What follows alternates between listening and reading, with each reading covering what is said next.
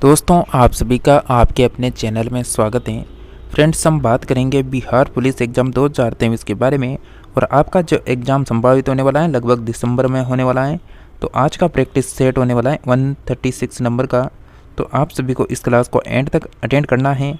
और आने वाली जो हमारी क्लासें आ रही हैं जिसमें आप सभी को ओल्ड एग्ज़ाम में पूछे गए जीके के प्रश्न करवाने वाले हैं। तो आप सभी को कंटिन्यू यहाँ पर बने रहना है। इस चैनल में आप सभी को बहुत जल्द आपका जो एसएससी यानी बिहारी एसएससी के इंटर लेवल का जो एग्ज़ाम है उसके लिए भी जीके जीएस की क्लासें यहाँ पर ऑलरेडी 7 क्लासें हो चुकी है। कंटिन्यू वो क्लासें भी आपको बहुत जल्दी मिलने वाली हैं।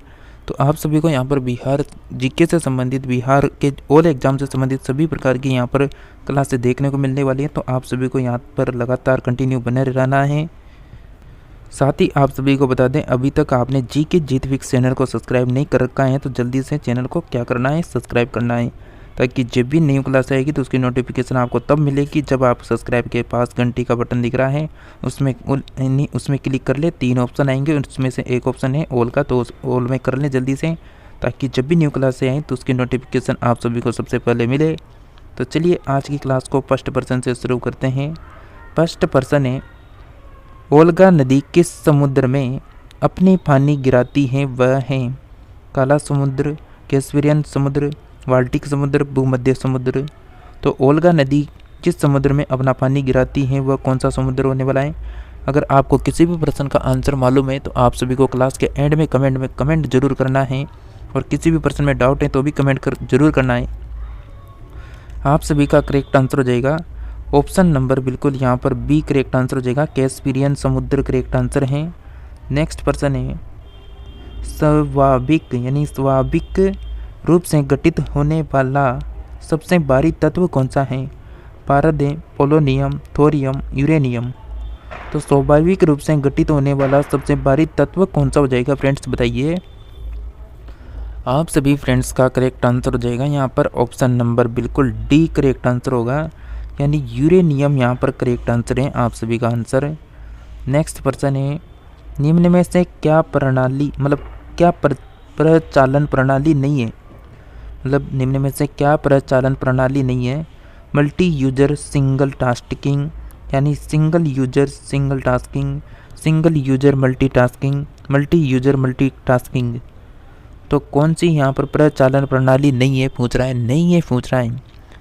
आप सभी का करेक्ट आंसर आ जाएगा option number D, multi user multitasking correct answer होगा, जो यहाँ पर प्रचालन प्रणाली नहीं है। नेक्स्ट पर्सन है, भारतीय संविधान की 8वीं अनुसूची में निम्नलिखित में से कौन सी भाषा विनिर्दिष्ट नहीं है? उर्दू, अंग्रेजी, सिंधी, संस्कृत। तो भारतीय संविधान की 8वीं अनुसूची में निम्नलिखित में से कौन सी भाषा विनिर्दिष्ट नहीं है?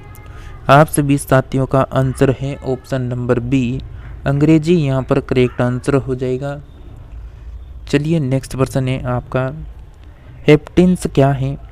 कूट प्रतिजन, अपूर्ण प्रतिजन, प्रतिरक्षी या फिर संप्रतिजन। तो हेपिटेंट यानी हेपिन्स क्या है? सही आंसर प्रतिरक्षी यहाँ पर करेक्ट आंसर हो जाएगा। नेक्स्ट पर्सन है कि मोहम्मद गजनवी ने किस मंदिर को अनेकों बार लूटा? मीनाक्षी मंदिर, श्रवण मंदिर, महाबोधि मंदिर, सोमनाथ मंदिर। तो फ्रेंड्स आपका क्या आंसर आने वाला है बताइए, मोहम्मद गजनवी ने किस मंदिर को अनेकों बार लूटा था? आप सभी का करेक्ट आंसर होगा ऑप्शन नंबर डी, सोमनाथ मंदिर यहाँ पर करेक्ट आंसर हो जाएगा। नेक्स्ट पर्सन है कि सल्फर डाइऑक्साइड किसके द्वारा रंजक पदार्थों को विरंजित कर देता है? तनुकरण, निर्जलीकरण, अपघटन, ऑक्सीकरण। तो सल्फर डाइऑक्साइड किसके द्वारा रंजक पदार्थों को विरंजित कर देता है? आप सभी साथियों का यहाँ पर करेक्ट आंसर हो जाएगा तनुकरण करेक्ट आंसर होगा ऑप्शन नंबर ए। निम्नलिखित में से कौन सा तत्व रेडियोधर्मी नहीं है? कौन सा तत्व है जो रेडियोधर्मी नहीं है? Radium, plutonium, zirconium, uranium. तो निम्नलिखित में से कौन सा तत्व है जो रेडियोधर्मी नहीं है? सही आंसर होगा ऑप्शन नंबर सी, यानी जर्कोनियम करेक्ट आंसर हो जाएगा। नेक्स्ट है कि पौधे किसकी अधिकता के कारण मुरझाने लगते हैं? श्वसन, यानी शीतीकरण, अवशोषण, वाष्पोत्सर्जन। तो पौधे किसकी अधिकता के कारण मुरझाने लगते हैं? फ्रेंड्स, आप सभी का करेक्ट आंसर है ऑप्शन नंबर डी, वाष्पोत्सर्जन करेक्ट आंसर हो जाएगा। नेक्स्ट है, जिप्सम का उपयोग किसके सुधार के लिए किया जाता है? क्षारीय मृदा, लवणीय मृदा, पौध सोल, अम्लीय मृदा। तो जिप्सम का उपयोग किसके सुधार के लिए यहाँ पर किया जाता है? फ्रेंड्स बताइए क्या आंसर आएगा? आप सभी साथियों का सही आंसर है पौध सोल, यहाँ पर करेक्ट आंसर हो जाएगा। नेक्स्ट है, निम्नलिखित में से कौन सा कर अप्रत्यक्ष कर है? पूंजी अभिलाभ कर, उत्पाद शुल्क, धन कर, संपदा शुल्क। तो कौन सा कर अप्रत्यक्ष कर है? आपका correct answer option number B, उत्पाद शुल्क, यहाँ पर करेक्ट आंसर हो जाएगा। विद्युत चुंबकीय विकिरण के लिए उनके बढ़ते हुए तरंग दैर्ध्य के क्रम में सही विन्यास बनाइए। सूक्ष्म तरंग, अवरक्त, दृश्य, अक्ष किरणें, यक्ष किरणें, दृश्य, अवरक्त, सूक्ष्म तरंगे, दृश्य, अवरक्त, सूक्ष्म तरंगे, यक्ष किरणें, यक्ष यानी यक्ष किरणें, अवरक्त, दृश्य, सूक्ष्म तरंगे। मतलब विद्युतीय चुंबकीय विकिरण के लिए उनके बढ़ते हुए तरंग दैर्ध्य के क्रम में सही विन्यास देखना है। तो आप सभी का करेक्ट आंसर है ऑप्शन नंबर बी, पहले यक्ष किरणें आएगी, फिर दृश्य, फिर अवरक्त, फिर सूक्ष्म तरंग। नेक्स्ट प्रश्न है, इस देश का नया नाम इथोपिया है। इस देश का पुराना नाम है अंगोरा, एबिसिनिया, कोंगो या यानी इजिप्टी।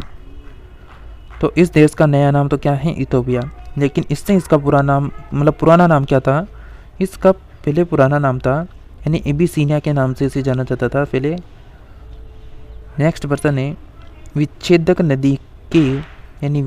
नदी के घुमाव में बनी झील को क्या कहते हैं? प्लेया झील, उल्कामय झील, या फिर ओक्सबो झील, या फिर कोटाराकार झील। तो विच्छेदित नदी के घुमाव में बनी झील को कहा जाता है ऑप्शन नंबर सी, ओक्सबो झील करेक्ट आंसर है। नेक्स्ट है कि झील अथवा तालाब के सतह पर पादप लवक के तेजी से बढ़ने वाले पुंज को क्या कहते हैं? सुपोषण, जल प्रस्फुटन, जल प्रदूषण, या फिर जल सुंबल। तो फ्रेंड्स, आपका करेक्ट आंसर हो जाएगा ऑप्शन नंबर ए, सुपोषण, यहाँ पर करेक्ट आंसर हो जाएगा। और आप सभी फ्रेंड्स से रिक्वेस्ट है कि आपने अभी तक भी क्लास को लाइक नहीं कर रखा है तो क्लास को लाइक करके और चैनल को सब्सक्राइब कर लेना, साथ में घंटी के बटन को ऑल में रखें और अपने दोस्तों को इस क्लास को जल्दी से शेयर कर दें ताकि वह भी इन क्लास को अटेंड कर सके।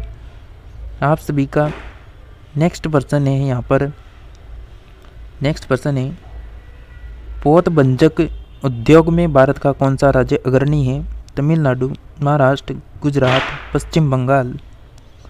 तो पोतबंजक उद्योगों में भारत का कौन सा राज्य अग्रणी है? सही आंसर हो जाएगा आप सभी का यहाँ पर ऑप्शन नंबर सी, गुजरात, यहाँ पर करेक्ट आंसर हो जाएगा। नेक्स्ट है, टेलीफोन लाइन को कंप्यूटर पर किसके माध्यम से जोड़ा जाता है? USB, modem, Ethernet, PS2। तो टेलीफोन लाइन को कंप्यूटर पर किसके माध्यम से जोड़ा जाता है? सही आंसर होगा ऑप्शन नंबर बी, मॉडेम के माध्यम से जोड़ा जाता है। नेक्स्ट है, न्यूक्लियर रिएक्टरों में यानी जो न्यूक्लियर रिएक्टर होते हैं उनमें विबंधकों का प्रयोग किसके लिए किया जाता है? न्यूट्रॉन बढ़ाने के लिए, न्यूट्रॉन अवशोषित करने के लिए, न्यूट्रॉन बंद करने के लिए, न्यूट्रॉन उत्पन्न करने के लिए। तो न्यूक्लियर रिएक्टरों में यानी विबंधकों का प्रयोग किसके लिए किया जाता है? सही answer option number C, neutron बंद करने के लिए। नेक्स्ट है, जब मार्गरेट थैचर प्रधानमंत्री थी उस समय किस देश के साथ ब्रिटेन ने फॉकलैंड द्वीपों पर नियंत्रण प्राप्त करने के लिए युद्ध किया था या युद्ध लड़ा था? चिली, अर्जेंटीना, ब्राज़ील, इनमें से कोई नहीं। तो किस देश के साथ ब्रिटेन ने फॉकलैंड द्वीपों पर नियंत्रण प्राप्त करने के लिए युद्ध किया था? इस प्रश्न का करेक्ट आंसर हो जाएगा friends option number B, Argentina के साथ। चलिए नेक्स्ट है कि नासा को लाल ग्रह में तरल पानी का सबूत मिला है। हम यहाँ अपने सौर मंडल के लिए मतलब सौर मंडल के किस ग्रह की बात कर रहे हैं? मंगल ग्रह, बुध ग्रह, शुक्र ग्रह, अरुण ग्रह। तो नासा को लाल ग्रह भी मतलब लाल ग्रह में तरल पानी का सबूत मिला। हम यहाँ अपने सौर मंडल के किस ग्रह की बात कर रहे हैं? ये बात हो रही है यहाँ पर मंगल ग्रह की हो रही है। नेक्स्ट प्रश्न है, पक्षियों के पंख क्या होते हैं? रूपांतरित पश्च अंग, नई संरचना, अध्यावरणी यानी अपवर्दी या फिर रूपांतरित अंग अग्र अंग होते हैं। तो पक्षियों के पंख क्या होते हैं? सही आंसर हो जाएगा रूपांतरित अंग। यहाँ पर अग्र अंग करेक्ट आंसर होगा। महात्मा गांधी की विश्व में सबसे लंबी मूर्ति कहाँ स्थित है? चंपारण, पटना, लखनऊ, राजकोट में। तो महात्मा गांधी की विश्व में सबसे लंबी मूर्ति मतलब कहाँ पर स्थित है? आप सभी का करेक्ट आंसर हो जाएगा ऑप्शन नंबर यहाँ पर बी, पटना करेक्ट आंसर है, बिहार की राजधानी। नेक्स्ट प्रश्न है, कलिंग के विरुद्ध अशोक के अभिशाप की जानकारी का मुख्य स्रोत निम्नलिखित में से क्या है? स्तंभलेख यहाँ पर यानी स्तंभलेख 7वां, महावंश, दिव्य वंदन, शिव या फिर शिलालेख यानी 13वां। तो यहाँ पर करेक्ट आंसर हो जाएगा इस प्रश्न का option number D correct answer होगा, 13वां शिलालेख करेक्ट आंसर हो जाएगा। नेक्स्ट है, गांधी की न्याय सिख यानी जो गांधी हैं यानी गांधी जी की न्यायशीलता की अवधारणा संपत्ति के निजी स्वामित्व के अधिकार को स्वीकार करती है, पूंजीवादी समाज को समाजवादी समाज में रूपांतरित करती है, धन के यानी स्वामित्व और उपयोग के विधायी विनियमों को शामिल नहीं करती या फिर न्यूनतम अथवा अधिकतम आय को नियत नहीं करती। इस प्रश्न का करेक्ट आंसर हो जाएगा ऑप्शन नंबर बी, पूंजीवादी समाज को समतावादी समाज में रूपांतरित करती है। नेक्स्ट है कि क्या घटित होने पर महज परिवर्तन होता है? एंट्रोपी में कमी, मुक्त ऊर्जा में कमी, मुक्त ऊर्जा में वृद्धि, आंतरिक ऊर्जा में वृद्धि। तो क्या घटित होने पर महज परिवर्तन होता है? सही आंसर हो जाएगा ऑप्शन नंबर बी, मुक्त ऊर्जा में कमी करेक्ट आंसर है। फ्रेंड्स, आज की क्लास यहीं पर समाप्त होती है और आपको अब जो अगली क्लास आने वाली है, अगले दिन आपको जो क्लास आने वाली है उसमें लगभग आपको 50 प्रश्नों की क्लास मिलने वाली है, तो उस क्लास को अटेंड जरूर करना है। इसके लिए आप सभी चैनल को सब्सक्राइब कर लेना, साथ में घंटी के बटन को भी ऑल में रखना। इसी के साथ हम मिलेंगे नेक्स्ट और न्यू क्लास के साथ। तब तक आप सभी लगातार चैनल की जो भी क्लासें आ रही है उनको अटेंड करते रहिए।